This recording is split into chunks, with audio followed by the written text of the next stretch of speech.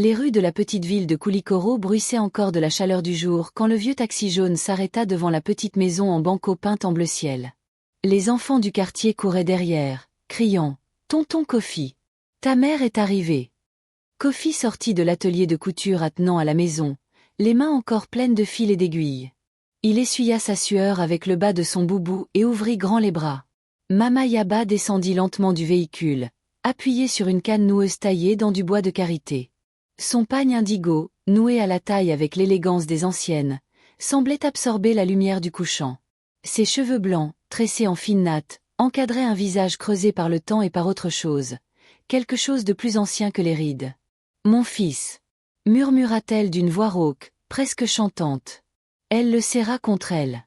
Kofi sentit l'odeur familière, terre rouge après la pluie, fumée de foyer, et une pointe aigre-douce qu'il n'avait jamais su nommer. Aïcha apparut sur le seuil, le ventre rond tendu sous sa robe fleurie. Elle souriait, les yeux brillants d'une joie timide. « Soyez la bienvenue, Mama.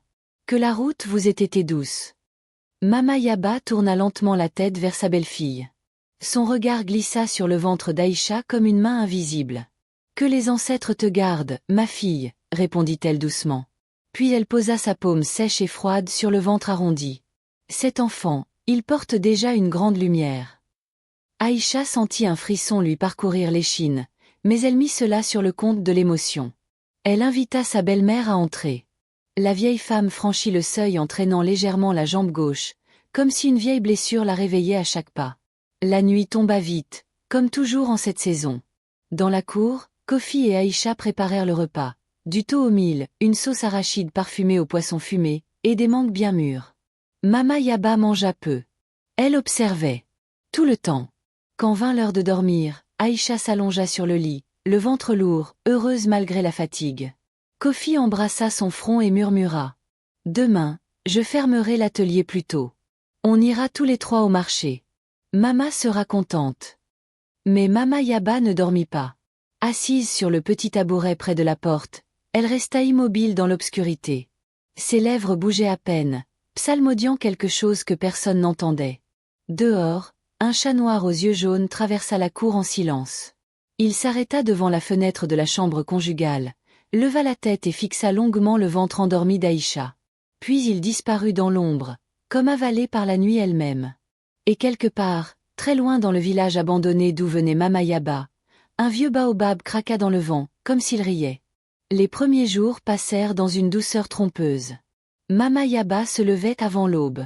On entendait le frottement de son balai en branches de palmier sur le sol de la cour, puis le crépitement du foyer quand elle préparait le thé à la menthe et le pain grillé aux braises. Elle parlait peu, mais sa présence remplissait la maison comme une ombre chaude et lourde. Aïcha, alourdie par les derniers mois de grossesse, se fatiguait vite. Elle passait l'après-midi allongée sur une natte dans la véranda, un pagne humide sur le front, à écouter les bruits de la ville, les klaxons lointains, les cris des vendeurs d'eau glacée, le chant nasillard d'un muezzin. Parfois Mama Yaba venait s'asseoir près d'elle. Elle posait une main ridée sur le ventre d'Aïcha et murmurait des paroles en langue ancienne, des mots que même Kofi ne comprenait plus tout à fait. « Pour que l'enfant soit protégé », disait-elle simplement quand Aïcha levait un sourcil interrogateur. Et Aïcha souriait, reconnaissante, sans voir la lueur étrange qui passait dans les yeux de la vieille femme. Mais les nuits changèrent. La première fois, ce fut juste un rêve. Aïcha se réveilla en sursaut, le cœur battant, convaincue qu'une langue rugueuse avait glissé sur son ventre. Elle passa la main sur sa peau, rien. Juste la moiteur de la sueur et la marque rouge d'une piqûre de moustique, ou peut-être d'autre chose. Elle se rendormit, troublée. La nuit suivante, le rêve revint, plus net. Elle se sentait observée. Quelque chose de léger sautait sur le lit, s'approchait lentement. Puis cette langue râpeuse, insistante, presque curieuse, qui léchait sa peau tendue là où l'enfant bougeait encore faiblement. Elle voulut crier, bouger, mais son corps restait prisonnier du sommeil. Quand elle ouvrit enfin les yeux, la chambre était vide. Seul un léger courant d'air faisait danser le rideau. Et sur le drap, 3 poils noirs, fins et brillants, comme ceux d'un chat. Le matin, elle montra les poils à Kofi. « Un chat est entré cette nuit, » dit-elle, la voix tremblante. Kofi rit doucement. « Il y en a partout dans le quartier, ma chérie. Il chasse les souris. Ne t'inquiète pas. » Mais Mama Yaba, qui balayait la cour, s'arrêta net quand elle entendit la conversation. Elle tourna la tête lentement. « Les chats, ils portent parfois les âmes des anciens, » dit-elle d'une voix basse, presque caressante. « Ils viennent protéger, ou réclamer ce qui leur appartient. » Aïcha sentit son estomac se nouer. Elle voulut répondre, mais aucun mot ne sortit. Mama Yaba reprit son balai comme si de rien n'était. Ce soir-là, Kofi rentra tard de l'atelier. Il trouva Aïcha assise dans la cuisine, les bras croisés sur son ventre, les yeux rougis. « Qu'est-ce qui ne va pas ?» demanda-t-il en s'agenouillant devant elle. Elle hésita, puis murmura. « Ta mère, elle me regarde bizarrement. Et ses rêves, je sens vraiment quelque chose sur moi la nuit. » Kofi fronça les sourcils. « C'est la fatigue, Aïcha. La grossesse, la chaleur. Tu sais que ma mère est étrange, mais elle t'aime. Elle est venue pour nous aider. » Pourtant, cette nuit-là, il décida de veiller un peu plus longtemps. Il s'allongea près d'Aïcha, feignant de dormir. Vers 3 heures du matin, quand la ville sombra dans le silence le plus profond, il entendit un bruit très léger. Un petit seau feutré sur le rebord de la fenêtre. Puis plus rien. Dans l'encadrement, un chat noir était assis, immobile, les yeux jaunes fixés sur le lit conjugal. Il ne bougea pas quand Kofi se redressa. Il se contenta de le regarder, longtemps, comme s'il le connaissait depuis toujours. Puis il disparut dans le couloir sombre. Le lendemain matin, Mama Yaba boitait plus nettement. Elle se tenait la cheville gauche en grimaçant. « Je me suis cognée contre le seau cette nuit », expliqua-t-elle avec un petit sourire. Kofi ne dit rien. Mais pour la première fois, il sentit quelque chose de froid glisser le long de sa colonne vertébrale. Dehors, dans la ruelle, le même chat noir traversa la poussière rouge, la queue relevée, et disparut derrière le mur du vieux hangar. Comme s'il rentrait chez lui. Les jours suivants devinrent lourds, comme si l'air même de la maison s'était épaissi. Aïcha ne se levait plus avec le sourire. Son ventre, autrefois fier et rond, semblait maintenant peser comme une pierre. L'enfant bougeait de moins en moins. Parfois un faible frémissement, comme un dernier soupir, puis plus rien pendant des heures. Elle alla voir le docteur du quartier, un homme maigre aux lunettes épaisses qui écouta le cœur du bébé avec son vieux stéthoscope. « Tout est normal, madame. Le bébé est simplement calme. Reposez-vous, mangez bien. La chaleur fatigue tout le monde. » Mais Aïcha savait. Chaque matin, elle se réveillait plus faible. Des cernes violets creusaient ses yeux, sa peau devenait terne, presque grise. Et sur son ventre, des marques étranges, de fines lignes rouges, comme des griffures légères ou des traces de langue. Elle les cachait sous son pagne quand Kofi entrait dans la chambre. Mama Yaba, elle, paraissait rajeunir. Ses pas étaient plus légers, sa voix plus claire. Elle chantonnait de vieilles berceuses en préparant le repas, et quand elle passait près d'Aïcha, elle posait parfois la main sur son ventre avec une tendresse exagérée. « Il grandit bien, cet enfant, » disait-elle. Mais ses yeux disaient autre chose, ils brillaient d'une faim ancienne. Une nuit, Aïcha ne put plus dormir. Elle resta assise dans le noir, le dos contre le mur, les bras autour de son ventre. Vers minuit, elle sentit de nouveau ce poids léger sur le lit. Quelque chose s'approcha. Lentement. Elle n'osa pas ouvrir les yeux, mais elle sentit l'haleine chaude, l'odeur musquée, presque métallique. Puis la langue. Râpeuse. Insistante. Elle lécha 1 fois, 2 fois, 3 fois, toujours au même endroit, juste au-dessus du nombril. Aïcha voulut hurler, mais sa gorge était nouée. Quand enfin elle ouvrit les yeux, il n'y avait rien. Rien qu'un courant d'air froid et 3 poils noirs sur l'oreiller. Le lendemain, elle trouva Kofi dans la cour, occupé à réparer une machine à coudre. Elle s'approcha, tremblante. « Kofi, l'enfant ne bouge presque plus. Et la nuit, il y a vraiment quelque chose. Je le sens. Je le sens sur moi. » Kofi posa son tournevis. Il la regarda longtemps. « Tu es fatiguée, Aïcha. Les rêves deviennent vrais quand on a peur. » Mais ce soir-là, il décida de veiller. Il s'installa dans le couloir, lumière éteinte, dos contre le mur, les yeux grands ouverts. Vers 2 heures du matin, il entendit le petit bruit. Un seau feutré. Des griffes qui effleurent le sol. Puis le silence. Il se leva sans bruit et avança jusqu'à la porte de la chambre de sa mère. Elle était entr'ouverte. À l'intérieur, Mama Yaba était assise sur son lit, immobile, les yeux grands ouverts dans le noir. Elle ne bougea pas quand Kofi apparut dans l'encadrement.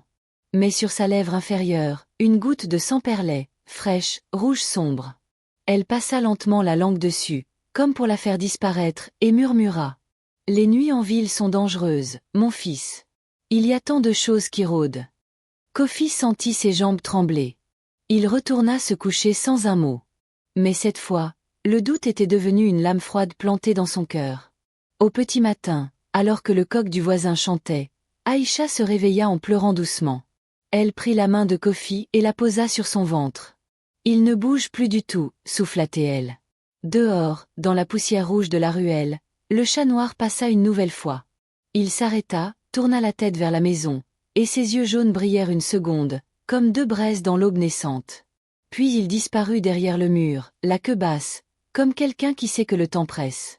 La pleine lune revint, ronde et blanche comme un œil grand ouvert au-dessus de Koulikoro. La lumière argentée coulait entre les toits de tôle, transformant la cour en un lac de mercure. Cette nuit-là, Aïcha supplia Kofi. « Reste avec moi. Ne t'endors pas. Je t'en prie. » Kofi hocha la tête. Il ne pouvait plus nier ce qu'il sentait grandir en lui. Une peur ancienne, celle que les anciens du village appelaient « le froid des ancêtres ». Il s'allongea près d'Aïcha, les yeux grands ouverts dans le noir. La respiration de sa femme était courte, saccadée. Son ventre se soulevait à peine. Vers 1 heure du matin, le silence devint anormal. Même les criquets s'étaient tus. Puis vint le bruit, un petit seau feutré sur le rebord de la fenêtre. Kofi retint son souffle. Un chat noir entra sans bruit. Il traversa la chambre en 2 bonds silencieux, ses pattes ne laissant aucune trace sur le sol.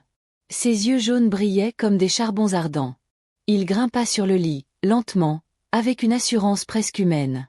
Puis il s'approcha du ventre d'Aïcha. Kofi sentit son cœur s'arrêter.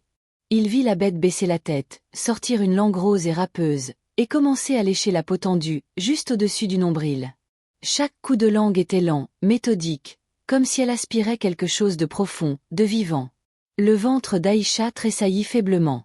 Un minuscule mouvement, un dernier sursaut de l'enfant à l'intérieur. Puis plus rien. Kofi voulut crier, bondir, mais ses membres étaient lourds, paralysés par une force invisible. Il ne pouvait que regarder. Soudain, le chat releva la tête. Il tourna ses yeux jaunes vers Kofi. Et dans ce regard, il y eut une reconnaissance froide, cruelle. Puis l'animal sauta du lit et disparut par la fenêtre ouverte. Kofi se redressa enfin, tremblant de tout son corps. Il alluma la lampe tempête. Aïcha dormait toujours, le visage pâle, couvert de sueur froide. Sur son ventre, les marques rouges étaient plus nombreuses, plus profondes. Et sur le drap, une petite tache humide, comme une larme de sang. Au matin, Aïcha se réveilla en hurlant. Une douleur violente lui traversa le ventre, comme si quelque chose se déchirait à l'intérieur. « L'enfant! L'enfant !» cria-t-elle en se pliant en 2. Kofi la porta jusqu'au taxi du quartier. Le docteur arriva en courant, le visage grave. Après un long examen, il secoua la tête. « Je suis désolé, l'enfant est parti. Il n'y a plus de battements. » Ils rentrèrent à la maison sous un ciel de plomb. Aïcha pleurait sans bruit, les bras vides. Kofi la soutenait, les larmes roulant sur ses joues sans qu'il s'en rende compte. Mama Yaba les attendait dans la cour, assise sur son petit tabouret. Elle se leva quand ils entrèrent. Son visage exprimait un chagrin parfait, presque trop parfait. « Mes pauvres enfants !» murmura-t-elle en tendant les bras. Mais quand elle s'approcha pour prendre Aïcha dans ses bras, Kofi vit quelque chose dans ses yeux, une lueur de satisfaction, rapide comme un éclair, vite cachée. Il comprit alors. Tout. Les nuits, les poils, la boiterie, le sang sur la lèvre, le rajeunissement soudain. Sa mère. Sa propre mère avait pris la forme du chat. Nuit après nuit, elle avait léché, aspiré, dévoré l'âme de l'enfant à naître. Pour prolonger sa propre vie. Pour garder son fils près d'elle. Pour ne jamais être oublié. Kofi sentit une rage sourde monter en lui, mêlée à une douleur si profonde qu'elle le fit chanceler. Il regarda Mama Yaba droit dans les yeux. Pour la première fois, il ne baissa pas le regard. « Mère !» dit-il d'une voix basse, presque un grondement. « Que as-tu fait ?» Mama Yaba sourit doucement, un sourire ancien, sans remords. « J'ai fait ce que font les mères, mon fils. J'ai protégé ce qui m'appartient. » Et dehors, dans la ruelle inondée de lune, Le chat noir s'assit sur le mur. Il observa la maison longtemps, les yeux brillants. Puis il disparut dans l'ombre, comme quelqu'un qui sait que la partie n'est pas encore terminée. La nuit suivante fut celle de l'orage. Le ciel de Koulikoro se déchira en éclairs blancs et le tonnerre roula comme un tambour de guerre ancestrale. Kofi n'avait plus le choix. Il avait passé la journée à chercher, à supplier, à payer ce qu'il fallait. Baba Sékou, le marabout du quartier des forgerons, accepta enfin de venir. Un homme sec, aux cicatrices rituelles sur les joues, aux doigts chargés d'anneaux d'argent noircis par le temps. Il portait autour du cou un collier de perles noires et de dents de caïman. Dans son sac de cuir, des herbes sèches, un miroir ancien au bord rongé, et une petite corne remplie d'une poudre sombre qui sentait la mort et la résine. Ils attendirent dans la cour, sous l'auvent, pendant que la pluie martelait la tôle. Aïcha dormait dans la chambre, épuisée par les larmes et les herbes calmantes que Baba Sékou lui avait fait boire. Mama Yaba, elle, feignait de dormir aussi. Mais Kofi savait qu'elle écoutait. Elle sentait. Elle savait que la fin approchait. À minuit passé, Baba Sékou commença. Il traça un cercle de poudre autour de la maison entière, murmurant des noms d'esprits protecteurs en bambara ancien et en wolof. Puis il plaça le miroir face à la porte de la chambre de Mama Yaba. Un miroir enchanté, disait-on, capable de renvoyer la vraie forme à celui qui se cachait derrière un masque. Le vent s'engouffra soudain dans la cour. Les feuilles mortes tourbillonnèrent. Et la transformation commença. Mama Yaba sortit de sa chambre, pieds nus, les yeux déjà jaunes. Son corps se tordit, craqua comme du bois sec. La fourrure noire poussa en quelques secondes. Elle redevint le chat, rapide, féroce, prêt à fuir par la fenêtre comme chaque nuit. Mais quand elle bondit, la poudre du cercle s'embrasa d'une flamme bleue invisible. Elle hurla, un miaulement qui devint cri de femme et retomba au sol. Le miroir la captura. Dans la glace, ce n'était plus un chat.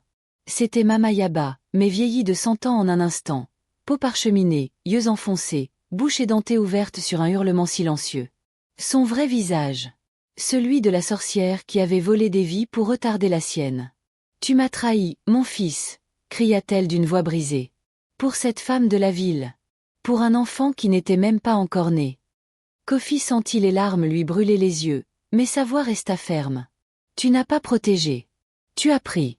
Tu as pris ce qui ne t'appartenait pas. » À l'aube, la pluie cessa.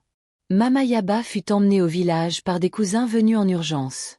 Là-bas, les anciens décideraient de son sort, l'exil dans la brousse ou le silence éternel. Personne ne le saurait jamais vraiment. Des mois plus tard, quand la saison des pluies revint, Aïcha mit au monde une petite fille. Ils l'appelèrent Fatoumata, celle qui est sevrée de la lumière. Autour de son cou minuscule, Baba Sékou avait noué une amulette de cornes et de perles noires. Jamais plus aucun chat noir ne s'approcha de la maison. Kofi, chaque soir, embrassait le front de sa femme et de sa fille. Et parfois, dans le silence de la nuit, il murmurait une prière pour l'âme de sa mère. Pas pour pardonner, mais pour que, quelque part dans l'au-delà, elle comprenne enfin ce qu'est vraiment l'amour d'une mère. Cette histoire est une fiction inspirée des croyances et légendes orales de certaines régions d'Afrique de l'Ouest. Elle ne vise ni à stigmatiser les traditions, ni à accuser quiconque. La sorcellerie, telle qu'elle est décrite ici, appartient au domaine du mythe et du conte moral. Dans la réalité, les accusations de sorcellerie ont causé et causent encore d'immenses souffrances, injustices et violences, surtout envers les femmes âgées et vulnérables. Respectons les croyances culturelles sans les instrumentaliser pour faire du mal. Que cette histoire reste une ombre sur le papier, et jamais dans la vie des gens.